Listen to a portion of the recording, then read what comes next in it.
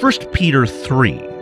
Wives, in the same way be submissive to your husbands, so that, if any of them do not believe the word, they may be won over without words by the behavior of their wives, when they see the purity and reverence of your lives. Your beauty should not come from the outward adornment, such as braided hair and the wearing of gold, jewelry, and fine clothes. Instead, it should be that of your inner self, the unfading beauty of a gentle and quiet spirit, which is of great worth in God's sight.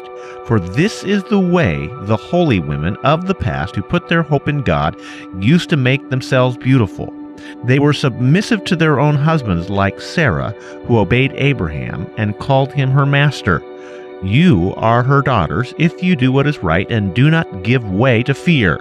Husbands, in the same way, be considerate as you live with your wives, and treat them with respect as the weaker partner and as heirs with you of the gracious gift of life, so that nothing will hinder your prayers.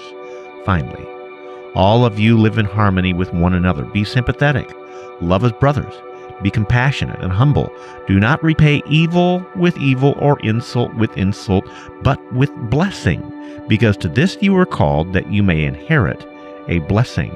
For whoever would love life and see good days must keep his tongue from evil and his lips from deceitful speech. He must turn from evil and do good. He must seek peace and pursue it. For the eyes of the Lord are on the righteous, and his ears are attentive to their prayer. But the face of the Lord is against those who do evil.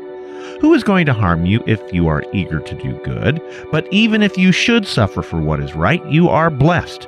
Do not fear what they fear. Do not be frightened, but in your hearts set apart Christ as Lord. Always be prepared to give an answer to everyone who asks you to give the reason for the hope that is in you. But do this with gentleness and respect, keeping a clear conscience, so that those who speak maliciously against your good behavior in Christ may be ashamed of their slander. It is better, if it is God's will, to suffer for doing good than for doing evil. For Christ died for sins once for all, the righteous for the unrighteous, to bring you to God. He was put to death in the body, but made alive in the spirit, through whom also he went and preached to the spirits in prison, who disobeyed long ago, when God waited patiently in the days of Noah while the ark was being built. In it, only a few people, 8 in all, were saved through water. And this water symbolizes baptism that now saves you also. Not the removal of dirt from the body, but the pledge of a good conscience toward God. It saves you by the resurrection of Jesus Christ, who has gone into heaven and is at God's right hand with angels, authorities, and powers in submission to him.